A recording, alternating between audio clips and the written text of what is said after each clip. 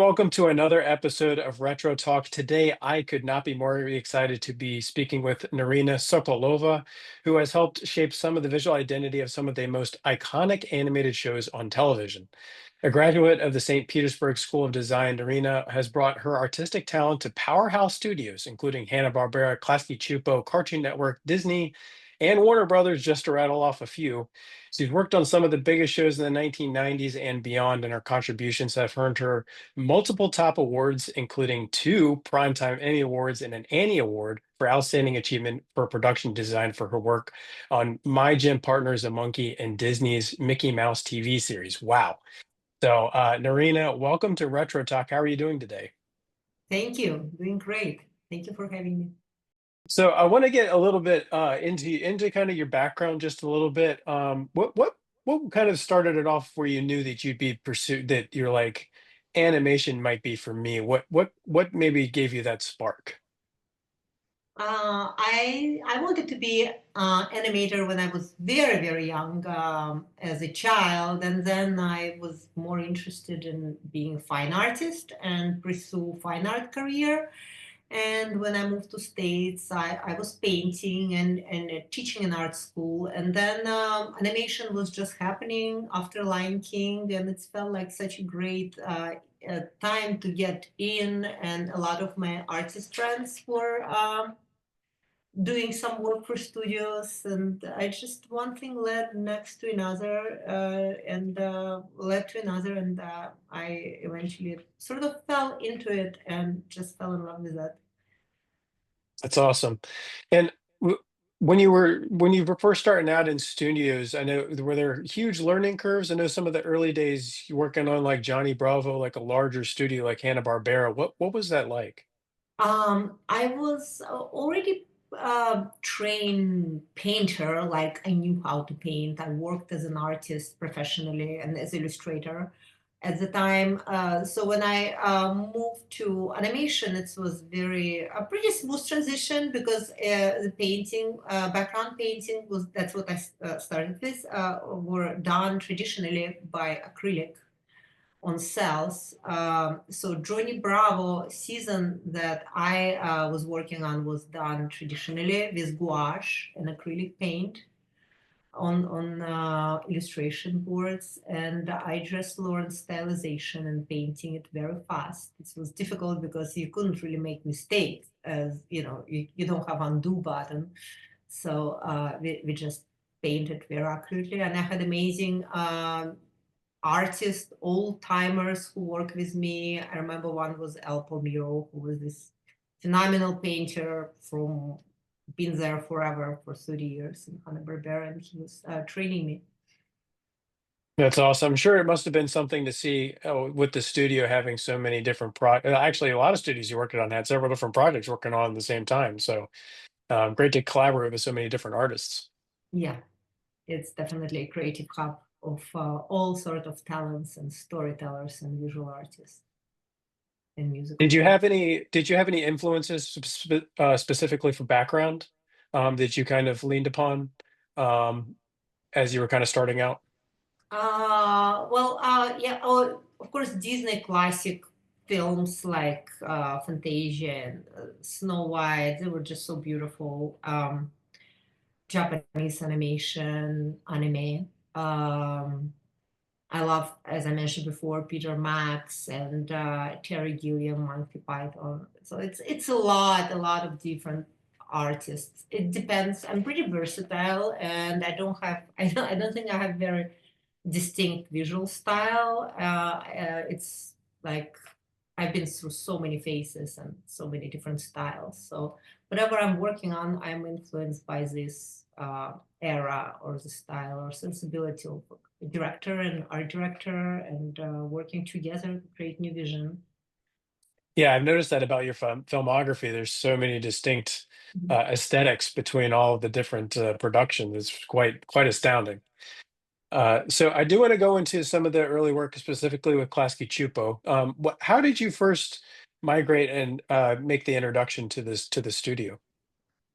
I think Hanna-Barbera project was over. The studio was closed, and I think Johnny Bravo went to Cartoon Network at the time, and I was looking for work. I worked in few freelance in few small studios around the town, and then I heard about everybody were talking about Klasky Csupo and advised me to connect with them, and I went and met up with them, and they recruited me right on the spot, and I ended up to be with all this Russian and East European artists, and That's right. started this whole journey there, which was wonderful. It's amazing.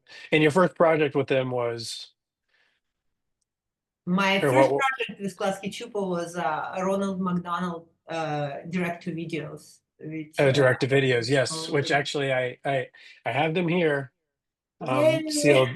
Yeah. that's great to see. Um, so we'll go ahead and segue into that, because I think that's a great lead in. But so what you did work on on the series.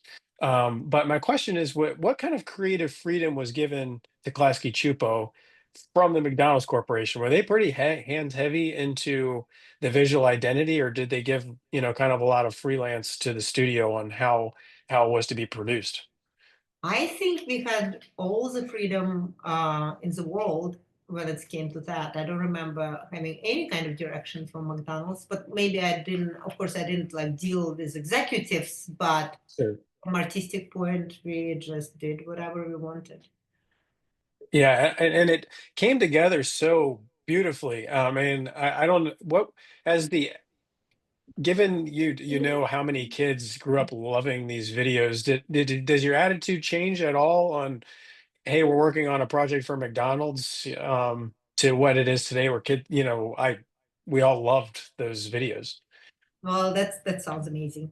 I didn't think of it as being something that is for McDonald's. I just saw it as some creative cartoon I have to design, and yeah, I guess Right. it just didn't really like. I didn't even think of it. Sure. Yeah, that kind of comes across because it didn't feel cheap. It felt like they really took time and effort into the storylines, the characters, and yeah, it. I will admit, I know some of the the sound and musics it seems like it was redone, repurposed, but for the most part, the story kind of holds true. But I want to get back to production for a second because um, the show blended like some live action introductions with 2D CG. How was there any difficulty on your end with a production that involves so many different elements? I was working on 2D part of it, mostly background design and developing. Like if you remember the forest, and I had an art direction. I think the art director was Laszlo Nozick, incredible Hungarian artist illustrator, and he just had suggestion and few sketches, and we sort of took it from there and kept developing it. Live action part was whole separate Yeah, a department. whole separate Uh, department. Yeah. yeah, and but then we were in communication, of course, so how to make it all work, and then we had screenings and discuss it, and it's yeah, it's all worked Yeah. Oh, well, fine it's when they very well slide done. So, down the spiral, into the crawl right. and something starts. Yeah. Well, to get into my next question, I missed it. I said I had a surprise for you. So, I do have one of the um backgrounds uh from Oh, that's fun. Rugrats. I Um, see that. I have a couple of those cells too somewhere. yeah, and Looking cool. there Klasky Csupo just had just like a very unique visual identity, right? Uh, to, to all of their shows. But what was it like, or how can you describe the environment just within the studio? Just what was the energy like?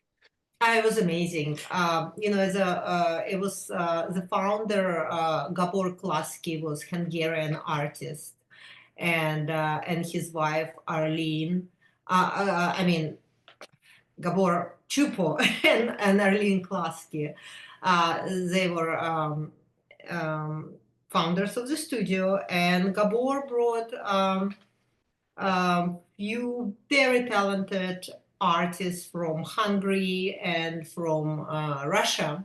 It was a Russian studio pilot, first independent animation studio in 80s, early 90s, and a lot of artists just moved from there to Klasky Csupo directly and created very unique visual language based on this contemporary East European animation, or maybe not even contemporary, but like 60s, 70s East European animation, which is like really, really unique. I've never seen anything like that anywhere else. And that's what studio came up with. I think the real monsters, Rugrats, it's all came from this group of artists. It's amazing, and there was so many great characters developed from the studio, but there seems to be such a love for so many people for the characters of Rugrats that seems to be so beloved. What do you think really resonates with people? What do you know that Rugrats holds true for these many years? I think, well, besides the story is very cute. You know, it's about children, and it's based on Gabor and Arlene kids. Um, when they were toddlers, they were just observing them, and they decided to come up with the show. That's how it started. But also, of course, the style. It's had such freedom and such a unique visual language that nobody else did. Like nobody did Right. anything like that in animation. It was very, very free, very flowy, very artistic. Like when you look at the chaki shoelaces, how it's untied, it's all little details like that, you know, crazy hair, just very appealing, and people could relate to it, I think. Yeah, and it does take through the lens of the babies, right? So that had to Mhm. go obviously into how you even develop background uh Yes. of okay, if this is this big, it's Mhm. just perception and it's just amazing. Yes, we had this Um, perspective, background perspective, like it's almost like distorted lens right, from child perspective. got it. And actually, that brings me to my next because one of the other shows that I think might have been challenging production wise was Rocket Power, Mhm. because there's so much action shots, camera movement. What was it like working with that particular show that involved so much more movement, so to speak, than the show like Rugrats?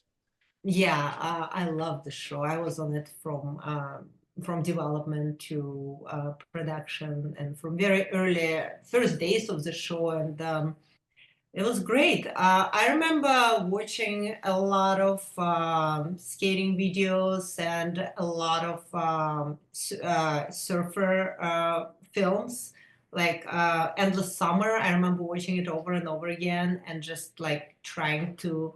I was doing animation of the water and waves, um, for the characters and stylizing the water into this style so it's look beautiful, but at the same time it makes sense from like for animation. So just watching a lot of surfers video and footage of the waves and translating it into Klasky Csupo style um, line drawing. Of course, it was all done by hand. We drew on paper, and we just went through hundreds of pieces of paper and sketches to get to final result. Yeah, it has such a. I'm gonna grab something real quick that I'd be remiss if I didn't show you, but this is the rocket Uh, power alarm clock. But it has mhm. such a unique uh it almost takes you back, like every single time that I at least watch the show and just the visual identity um uh of the shore. It's just amazing. Yeah, I love it. Um Too but many are things. there I do have a little bit of a unique question. Are there any practices in today's animation that you wish you maybe could go back, and bring this in to some of that production, uh, to either one of the shows that you maybe think like, wow, this would be really interesting if we were to bring this newer piece of tech or ways of doing things into into those shows. Well, yeah, I mean, it's something about hand-drawn show. It's like so spontaneous, and it's just it, it's difficult to create the same kind of line quality and with with digital work. It's just not the Sure. same. So I love that. I love this Yeah, there's something. imperfection of it. Yeah, there's something. Even though you can see the imperfections, like Hmm. it's something still like you know real about it than it being super perfect. That Yeah, it doesn't get lost. it's very tangible kind Yeah. of quality. And I guess for any of the Klasky Csupo specifically, any episodes particularly stick out to you? Any really fun ones that are any favorites? I can't. It's been like it's so many of them. I can't really Sure. recall it's one I know particular one. it might be hard. Yeah. That's okay. Yeah, I know some of the favorites I know is like the one where they're playing football with the bottle. I know that's one where which actually is probably pretty difficult because that actual scene has uh a lot of different camera involvements in it, but that's the ones that really sticks out. Mm. So I want to move on to your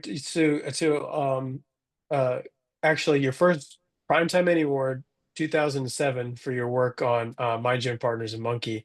With huge recognition, but what what did that mean to you personally, and what do you remember about your creative approach to that project?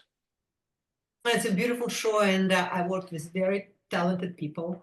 Um, beginning of the season was art director by Dan Kroll, incredibly talented production artist, and he created this beautiful visual formula, which I took and sort of brought it through my own prism of sensibility and created the series of painting for the special. I think it was 20 minutes or something for the special for the show, and it looked great. I thought this looked good, and somebody suggested me to try to apply for Amy's, and I was like, why not? I can just try it out and go through process and see what it's like. I did not expect to win whatsoever. So I was very surprised and thrilled, of course, to win. And it just felt like a big deal at the time. Yeah, that's amazing. And impressively, you achieved the monumental achievement on your work for Mickey Mouse for Disney, which has beautiful production and design, which elements that have made their way into the parks. It did. What keys to success do you have for adapting uh like how we mentioned earlier, so many just drastic changes in stylization approaches to these different shows? Mm. Yeah, this was very, very interesting, beautiful, and difficult experience with Mickey shorts because we were just creating something nobody ever did before, creating this like retro kind of look of almost like old posters and Right. using this different Photoshop texture to give it like, and of course, a lot of love went into it. Like everybody on the show were top designers on the field, and I had very, very strong crew. It was a very stimulating environment. So it's definitely a collective project. I did background paintings on it, and I won for one short that takes place in Venice. And I think I was just lucky to win. It was a lot of different talented artists, and I applied and I won. So, Amazing. right. But everybody on the show was phenomenal. The show had so many Emmys. I'm pretty sure that everybody on the show won an Emmy at some point, just Yeah, because. it has a very vividness and a ability to kind of really kind of pull you in. Mhm. I think that it's really, and it also has that nostalgia feeling that it does feel very, almost 50s-esque, to it. So I think it has Yeah. that kind of good feeling to it. So it's a great show. Even so, it was done digitally. It definitely had the same spontaneous tangibility and of the like line work and color as hand drawn show would be. Sure. So yeah. Got it. And we'd love to know what you're kind of working on now, or future projects. What does your day-to-day these days look like?